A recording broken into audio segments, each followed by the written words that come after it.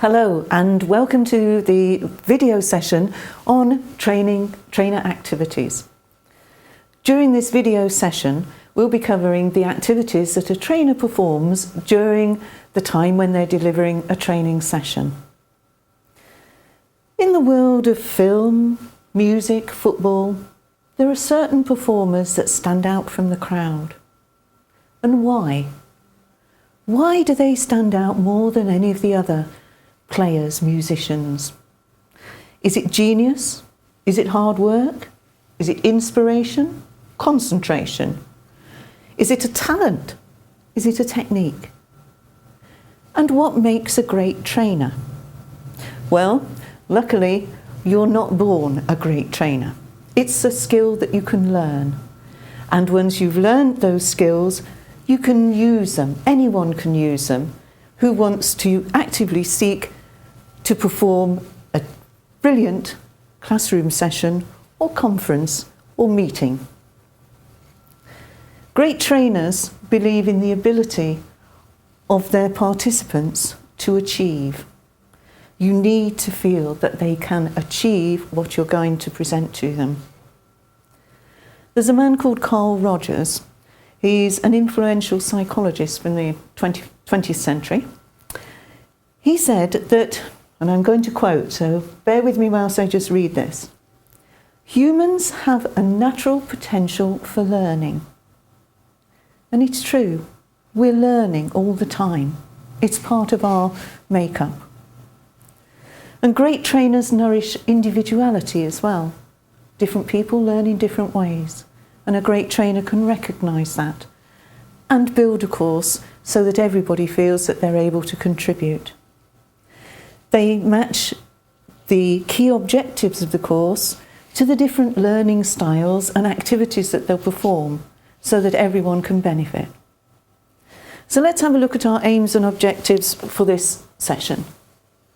Well, the aim is to cover the 7 training activities, and there are 7.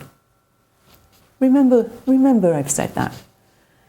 And these are all part of a training course to some degree. And as we go through each one, you'll recognise these, and you'll recognise them even from daily routine, daily conversations. And at the end of the module, the key objectives are that you'll be able to list these 7 training activities. And you'd be able to write a brief example to show your understanding of each one. But you'll also be building in these training activities into your own delivery session later in this online course. So I said there were 7 key training activities, and here we have them listed on the board. We have signposting, and that's indicating where the course is going to go. Giving instruction, that's probably a fairly obvious one. You think, a trainer, they're giving me instructions. These are instructions to do something. Click, watch, take notes. There's also giving information, and that's the facts and the concepts and the rationale behind why you're doing something. The background info. And then there's seeking new information. We should always be asking questions, getting new information, because that helps build on the experiences that the people on your course are having. They can learn from others. There's checking knowledge and understanding. When you get to a session, you need to make sure that they've understood what you've covered so far before you move on to the next topic. Giving encouragement. Again, this is something that is vital. We all feel better when we know that someone is rooting for us and encouraging us to do something and praising us when we've done it well. And remember, the participants on your course are no different. Also, there are demonstrations. There are times when certain things have to be demonstrated, but learners do by doing. You need to do something to learn it and to fully understand and be able to apply it. And in this context of today's video, we're looking at demonstrations that the trainer will perform, but your participants just sit and watch. So let's take each one in turn, starting with signposting. What's on a signpost? It might tell you where you're going. It might tell you the distance. Perhaps if you're going for a walk or a cycle ride, you may be on a path, a specific path that tells you the duration of this particular journey as well. And the same with the training session. At the start of every training session, you set the goals. You set the expectations. What you're going to start with, then what you're going to do, and then how it's going to conclude. For example, I said we'll start by looking at the aims and objectives. I then gave you the list of the 7 key training activities, and now we're looking at each one in turn. So I'm just signposting how we're going to work through this. And if we bring the text on screen here that goes with our signpost, it's telling the learners when, how, and in what format the session is going to run, what they can expect from it. Signposting itself will take up to about 2 to 10% of your course delivery. We'll cover all the percentages again at the end. So giving instructions. Now I said this was the do. This is telling people to write this down, watch this video, follow me, break into groups, discuss. So you're telling them what they've got to do. We've got one here. We've got a nice example with the dog training. Next, go to the guard menu and select bark. Okay. Now, if I were to, just as a little example, and hopefully when we join up again online, it'll be interesting to see your responses. You won't be able to know what other people who are watching this video have written down, and I don't know what any of you have written down. But I'm going to ask you to write 3 things. One will be the name of a colour. The second one is the name of a flower. And the third one is a piece of furniture. I know there's only 3, so you don't have to write them down, but perhaps you can remember them. 3 things: a colour, a flower, and a piece of furniture. If you ask enough people those questions, and then you analyse the answers, you will end up with an awful lot of people choosing red, a rose, and a chair. Expected answers. Be interesting to hear which 3 you selected. But let's move on to giving information. Now this one, you're probably thinking, yes, we understand that. That is all part and parcel of a course. And I'm not going to tell you anything about that, but I'm going to read my notes, because this will help you understand why I'm having to read my notes. When you're giving information, how many words a minute do you think we speak? Okay. Up to 200 a minute. Quite surprising, that. Certain people, you know the talking books, you've heard those? 150 to 160 words a minute is what is recommended. And I am trying to slow my speech down for this. I'm not talking at the same rate that I would talk to my friends. And what about the other extremes? The auctioneers. 250 to up to 400 words a minute. But can we make sense? We know what's going on, but we're missing half of it. And the fastest female talker is a lady called Fran Capo. Believe it or not, she can speak at 600 words a minute. And as we're speaking, as we're doing these words per minute, within a period of about 8 to 10 seconds, we can give anything from 3 to 8 facts. And now I'm going to read you a little section, and it'll be surprising how much you take in immediately, but then would be completely lost if I were to ask you information. So let me just have a go. Just a little snippet of information that might appeal. The International Space Station is a space station or a habitable artificial satellite in low Earth orbit. It orbits at a height of 400 kilometres and it goes at a speed of 7.66 kilometres per second with a maximum speed of 27,600 kilometres per hour. It circles the Earth approximately 16 times a day. It was launched back on November the 20th, 1998, and cost $150 billion US. Now, if I gave you a test on that at the end of this session, I bet you wouldn't remember half of it. So there are certain times where giving information needs to be backed up with notes, drawing either verbal pictures so that someone can imagine, or presenting a picture on a screen. Keep it all short and to the point. Short, sharp sentences.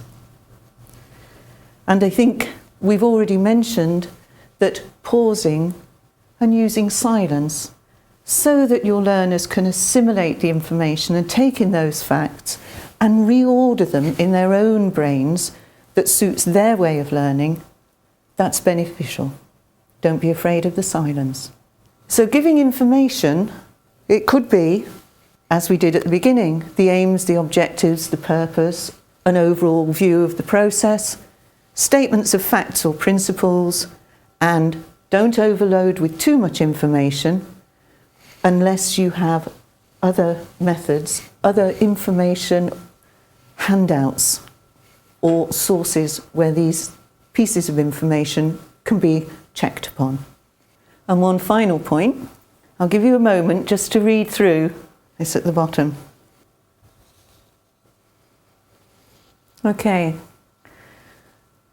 So this person says, sorry, my email looks like this, but the spacebar is broken because of whatever reason.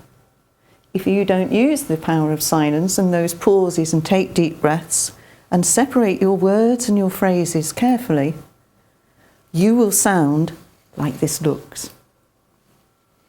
Okay, seeking new information. Why do we do it? Well, we need to ask questions. We need to ask questions to identify facts and principles, opinions of the people in the group. There may be things that have not been established in earlier learning. There may be experiences that individuals have come across that would enrich the course no end. But you need to ask questions to get that information from them. If you're asking questions where there's right and wrong answers, you'll learn how to do that correctly. But if you're just getting opinions or ideas, use the words think or guess at the beginning of your phrases, of your questioning, because then it'll give the learner an indication that it doesn't matter what they say, to a certain degree, but there's no right or wrong answer. It'll allow them to express themselves better.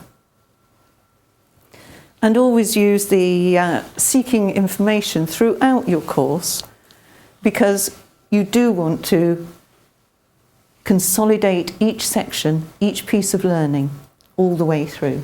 So ask questions to elicit the new explanations, facts, people's opinions, to find out their experiences, to keep your participants thinking and on the ball, keep them alert, and to maintain that interaction and rapport that you've built up. Checking knowledge and understanding. Now, as you go through the course, checking that they've understood a section before you move on is vital, particularly for certain applications where one topic is dependent on knowing a previous topic or process. A trainer can check a learner's knowledge and understanding not just by asking questions. There are other giveaways. They might have done a task or an exercise, and that'll give you the indicator. You may observe that they're doing something that you've asked them to do. They're able to do something. You're walking around a class and you can see that they're operating a computer, for example. And also listening. A trainer is an active listener. They don't only hear the words that the people are saying, but they hear all the shuffles, the sighs, oh, yes, got it. So you're then able to realise that the understanding, the knowledge is beginning to be taken in and assimilated. Checking knowledge and understanding should be anything from about 12 to 25% of your course. It's vital. It's a vital element. So use it throughout to check that the transfer of skills and information has gone through. It helps you stay on target. It builds confidence. It keeps your learners alert. And it's also a good recap. When we talk about checking knowledge and understanding, you might be interested in the laws of forgetting and the laws of remembering. So we'll start with the laws of forgetting. Surprisingly, we forget 50% of what we hear immediately. Now, it wasn't long ago I read you a little bit about the space station. How much of that would you remember if I asked you now? We also forget 75% of what we've heard within 2 months. And of the 25% that we do retain, only 60% of it's correct. And we'll add bits to it. We'll elaborate on things that weren't even said in the first place. Quite surprising. So what about the laws of remembering?